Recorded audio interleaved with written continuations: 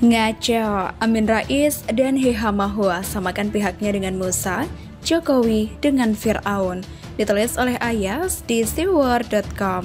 Amin Rais maupun Abdullah Heha Mahua nampaknya memang kurang update terhadap persoalan yang sudah terjadi. Mungkin karena usia keduanya yang sudah sepuh sehingga tidak paham duduk perkara persoalan yang terjadi. Soal kasus penembakan kepada 16 laskar FPI yang dilakukan oleh polisi sebenarnya sudah selesai. Komnas Hak Asasi Manusia sudah mengeluarkan hasil penyidikan dan hasilnya tidak beda jauh dengan keterangan polisi. Beberapa polisi sudah jadi tersangka. Namun, hal itu belum membuat Amin Rais CS puas. Bagi mereka pokoknya penembakan 16 laskar FPI adalah kasus besar dan Jokowi harus membawa kasus itu ke Mahkamah Internasional. Mereka seperti hewan buas yang ingin mencelakakan Jokowi. Saat mereka datang ke istana untuk membahas soal ini, mereka dengan bangganya menyamakan dirinya dengan Musa dan Jokowi dengan Fir'aun. Sejumlah tokoh seperti Amin Rais, Marwan Batubara, hingga ex-pimpinan KPK Abdullah Heha Mahua sempat mendesak Jokowi agar kasus penembakan 16 laskar FPI bisa dibawa ke Pengadilan Hak Asasi Manusia Internasional. Cerita pertemuan singkat antara anggota tim pengawal peristiwa pembunuhan atau TP3 16 laskar FPI dan Jokowi yang terjadi di Istana Negara 9 Maret 2021 lalu dibeberkan Abdullah Heha Mahua dalam video bincang-bincang berjudul Penembakan FPI dan Habib Rizik Balas Dendam 9 Naga Kekalahan Ahok yang disiarkan saluran YouTube Ustadz Demokrasi. Saat membahas kasus laskar FPI yang mati ditembak itu, Abdullah Heha Mahua menganggap pihaknya seperti Musa mendatangi Fir'aun. Bahkan, dia pun mengungkapkan juga Amin Rais sempat mengutip 2 ayat Al-Quran di depan Jokowi. Menurut Abdullah Heha Mahua, pertemuan tersebut bak Nabi Musa mendatangi langsung Fir'aun guna menyampaikan kebenaran. Meski begitu, dia mengaku bukan bermaksud menganggap Jokowi sebagai Fir'aun, hanya saja dia sama-sama penguasa seperti Fir'aun. Menurut saya analogi ini sudah sangat ngaco dan kebangetan. Ini sudah keluar dari koridor agama. Tidak boleh menyamakan seseorang dengan Fir'aun. Tidak boleh merasa dirinya paling benar dan orang lain salah, apalagi sampai menganalogikan dengan Fir'aun. Sama saja, mereka merasa dirinya Tuhan karena merasa tahu bahwa kejahatan Jokowi sudah seperti Fir'aun. Nabi Musa dan Fir'aun adalah kisah manusia yang sangat bertolak belakang satu sama lain. Nabi Musa adalah manusia mulia dan utusan Allah Subhanahu wa Ta'ala, sedangkan Fir'aun adalah manusia zalim yang mengaku dirinya Tuhan. Mungkin bisa jadi Fir'aun adalah raja paling zalim dalam sejarah karena sampai mengaku dirinya Tuhan. Oleh sebab itu, sangat tidak layak ketika ada manusia sekarang yang diserupakan dengan Nabi Musa atau Fir'aun. Sebaik-baik dan semulia-mulia orang zaman sekarang tidak akan menyamai kebaikan dan kemuliaan Nabi Musa. Sebaliknya, sejahat-jahat dan sezolim-zolimnya orang zaman sekarang juga tidak akan sampai menyamai kezaliman Raja Fir'aun.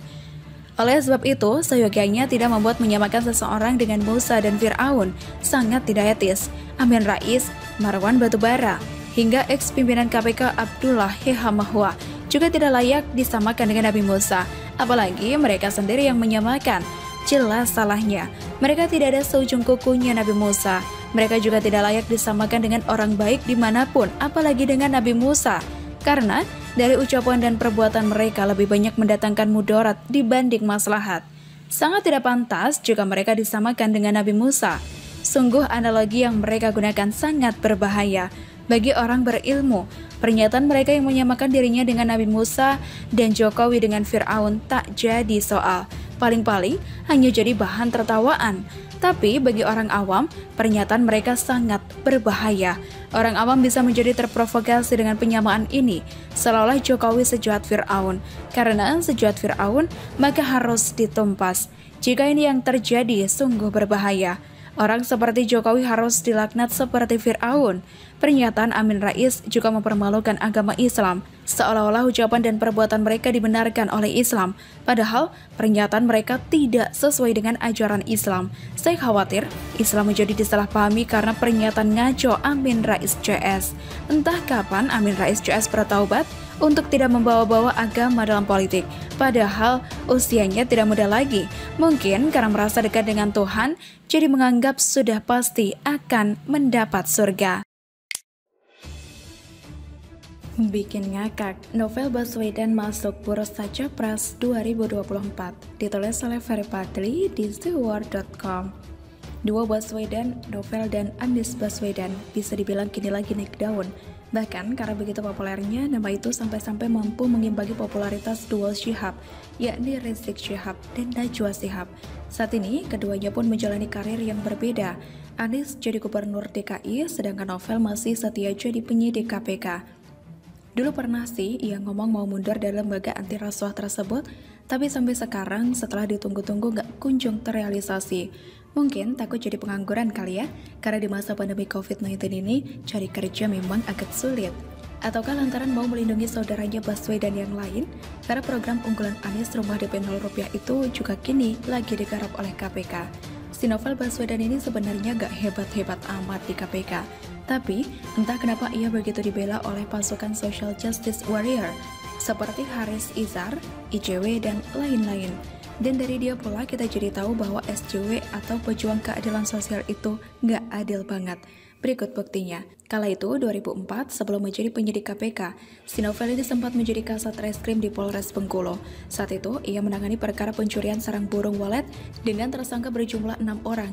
Nah, dari 6 orang itu 4 diantaranya ditembak kakinya oleh Novel dan 2 lagi ditembak oleh anggota polisi yang lain.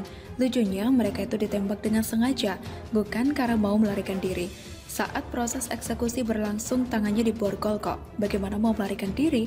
Akibatnya, salah seorang korban bernama Mulyadi Johan meninggal dunia pasca bekas luka tembak di kakinya mengalami infeksi.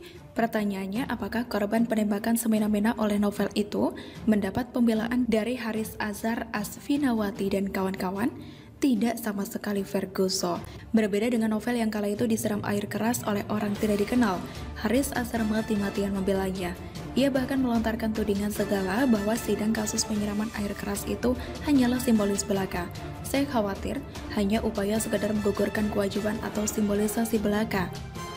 Bahwa ada orang yang jadi pelaku, dihukum, lalu pemerintah akan dikatakan sudah menuntaskan kasusnya, ujar Haris kala itu.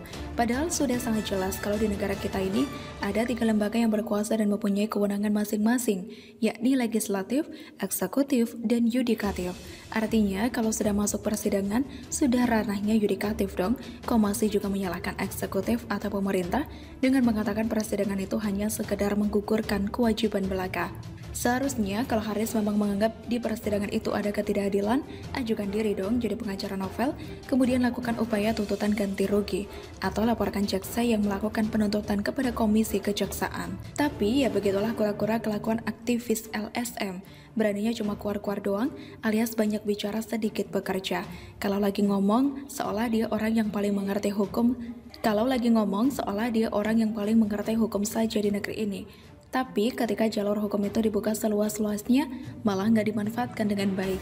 Ya lucunya, si Novel ini masuk dalam daftar bursa Capres 2024 loh, yang mana hal itu diketahui berdasarkan hasil survei yang dilakukan oleh kedai kopi pada 29 Maret hingga 4 April 2021 lalu.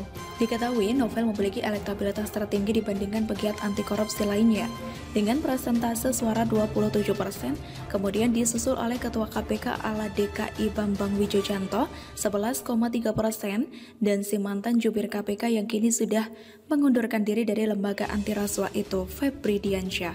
Termasuk juga Sudirman Said masuk dalam radar hasil survei ini dengan elektabilitas 8,8%.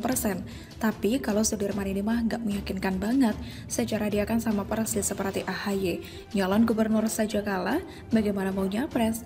Nah, karena Baswedan satunya lagi juga bernafsu pengen jadi capres, maka cocok keduanya diduetkan. Dengan tagline, duo Baswedan siap memajukan Indonesia dan menghapuskan korupsi di tanah air sampai ke akar-akarnya. Ketua tim sesnya Haris Azhar dan penasihat tim kampanyenya terdiri dari JK, Abdullah Yahamahua, serta A.A. Jim. Untuk anggota tim ses banyak yang bisa direkrut seperti Novel Bamukmin, Said Didu, Refli Harun, Ray Suryo, Tengku Zulkarnain, Busni Umar, dan si pembaca puisi pengancam Tuhan, Nino Warisman.